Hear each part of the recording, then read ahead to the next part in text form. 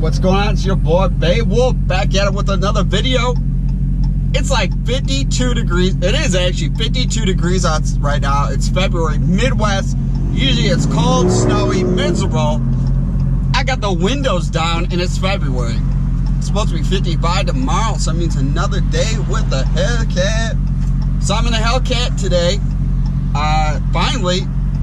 It's like been like just like get to barely get like at 1 or 2 days to get to use it, and we're supposed to get snow later in the week, so it's like kind of use it when you got it.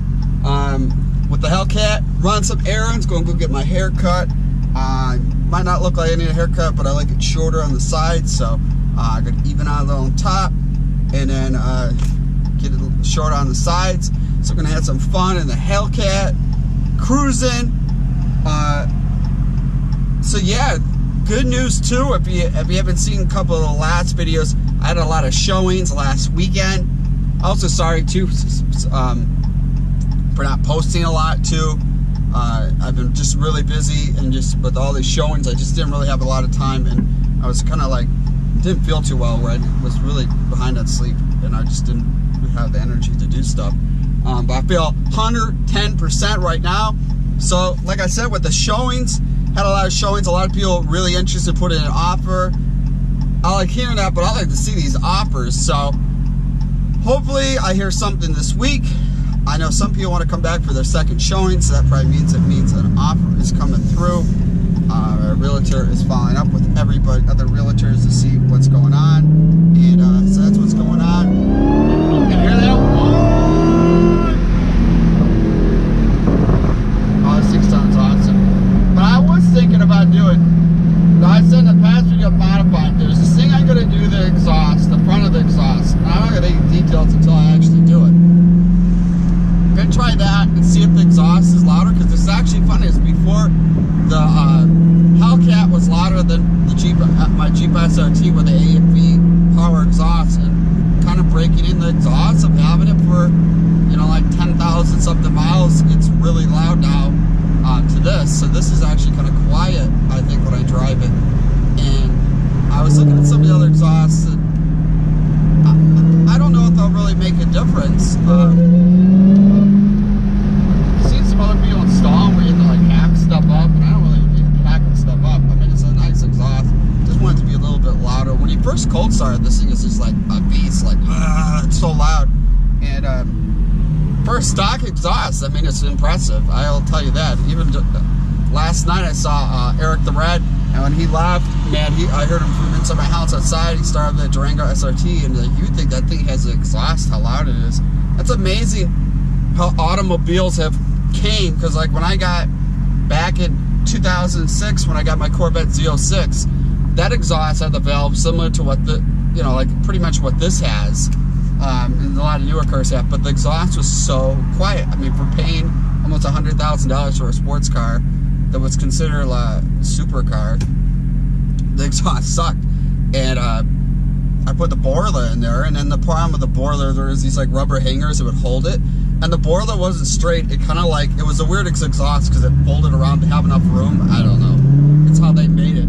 But when you would take it road racing, the hangers would come loose. I mean, I had somebody where a hanger broke. A buddy I was coaching, one of his hangers for exhaust broke just from road racing. And so, I mean, it was a good street exhaust, but for racing application, I don't think it was really the best. It sounded cool. I had like the Cook Centers off-road with no cats in it. I think so. It was really loud. And I know all the time, my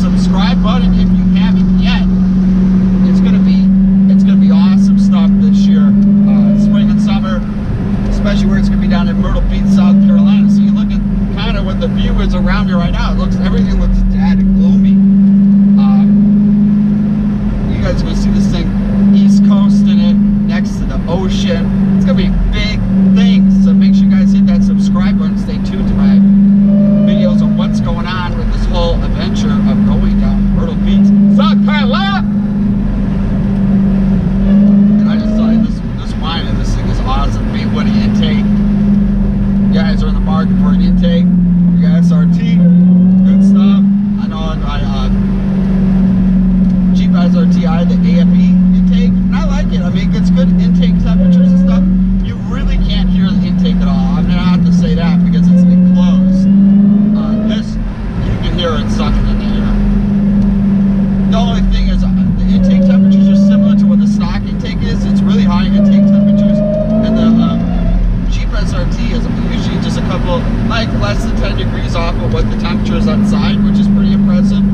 I don't know if running a different intake, like one like an AFB in this, and the intake temperatures are different. I like to do a video comparing that and see. But also too, I just love this wine. I mean, it's half the fun driving is. Again, when this thing was stock, you barely can have a supercharger going. Now it's just, this thing's just a monster. Sucks that petrol though. But sometimes if you drive it right, it gets good gas mileage. But like, you know, you didn't buy the Hellcat to get good gas mileage, so I'm about to enjoy it. No eco mode for me when I'm driving this. I hardly drive it, so it's like a balls out when you go driving it.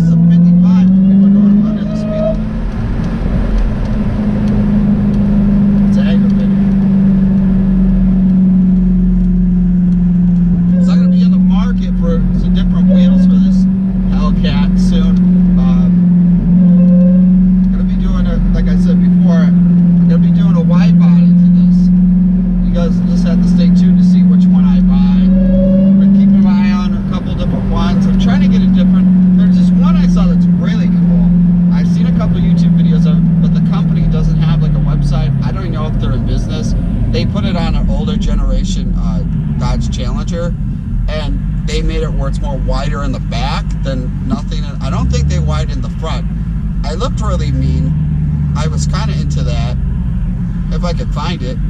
I know this paint that's in this, like they have to do 6 or 7 coats of paint when they do it. So I'm trying to figure out what the best looking one is, but then one that's not the hardest to have, like a body shop install. I'm not going to install it myself. Body work is leave it to the professionals. The funny thing though, is if you guys see my past videos, when I professionally raced the Dodge Viper Comp Coupe, the craziest thing, so that whole car was carbon fiber. And when it got painted, the car never even went to go get painted. We took all the body panels off, and everything came off and went to go get painted. It's the craziest thing, like the roof, it's all these things are in big sections. So basically you had like your doors, the side skirts, the fenders were one piece, the whole roof part to the trunk was one piece, the bumper was one piece, the rear bumper was one piece, the front bumper was one piece. The whole hood was like the top of the fenders and the hood. And I didn't trust the body shop with how fast this car was. You know, they have a race car there, plus you can't roll up the windows. I didn't want to be all covered with paint. But we used rivets. The whole body panels were riveted together, and I basically, when I was with the mechanics installing all the body panels and stuff after it got painted and disassembled it. So I have to say I have done body work, but that was pretty much you put a rivet in, it's already holes drilled, you know, it's already, I didn't like custom fabric on it, so it's already, you know, just painted.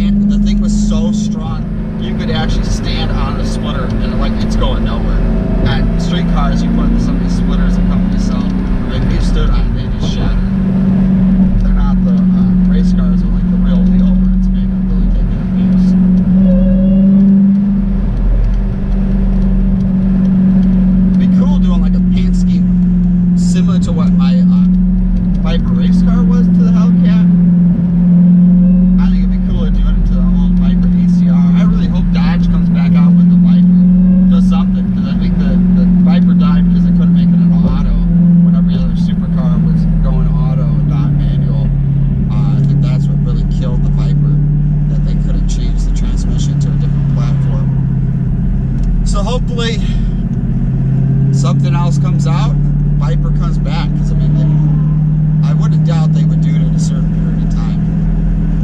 I don't think Dodge really made money when they sold those cars. But I remember reading, it was basically just a thing to say they could do it. It's the same video. I just got my hair cut shorter, so I want a little shorter on the top than what I was planning on. It's getting to be springtime, and I like that. But I like my hair shorter, actually, to be honest. When it gets longer, it's just like too much maintenance to style the hair to go out for the day. Short hair, just like boom, let's do it.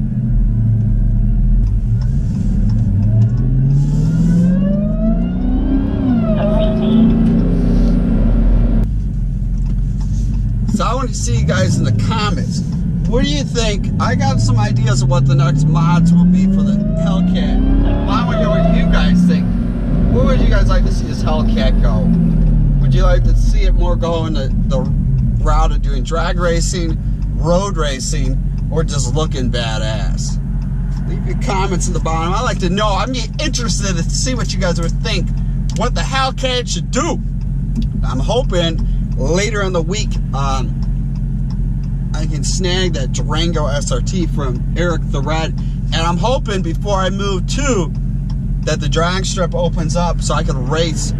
Real Gucci Gavin will be in the Durango SRT. I'll be in my Jeep SRT, and we'll see who wins the race. I told my brother, I said, you know what?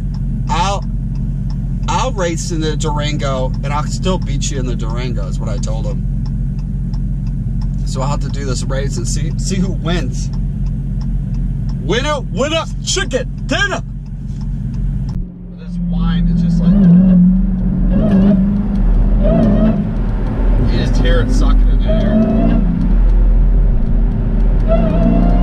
Watching this shit close, yeah, close. I've been me since Scarlet Road, hey, road.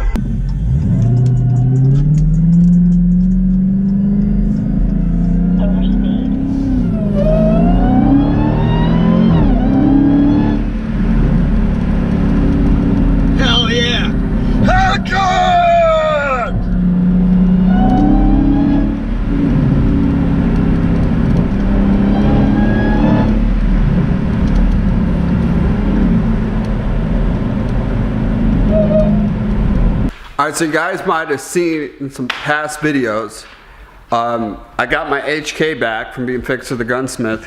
Got it right here. Yes, he found out.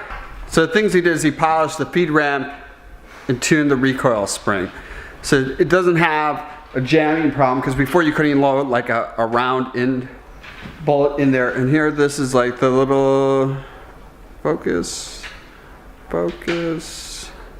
not there. There we go. And it keeps on that. So this is, so he said these ones have really soft tips in there. So this is what was still jamming. So this type of ammo jams. It's this Winchester 5.55 rounds. He says these ones jam. Now the ones he said that he used that did not jam were Federal Target and American Eagle, little 22 longs that would work with not issues. So I'm gonna make sure I'll be using those in the future. I will be trying to get to the gun range sometime this week, because check it out, I got the drum mags for this little HK, and if you haven't seen this, this is the HK, yeah, it's the HK 416 pistol, shoots little 22s. This is crazy. This is a pistol drum mag. Here she is right there. So this is crazy. This is the case it comes in. So here's the stock mag right here. Holds like 20 something bullets in there. And then this is the HK. This thing is badass gun. Now you've seen other videos, it never really got the fire because of it jamming. Now we got the drum mags to go in it. Boom, bam. So stay tuned. I'll be doing videos with that sometime this week. So make sure you guys hit that subscribe button. I hope you guys enjoyed the video. I'll be back at it with another one tomorrow. Later.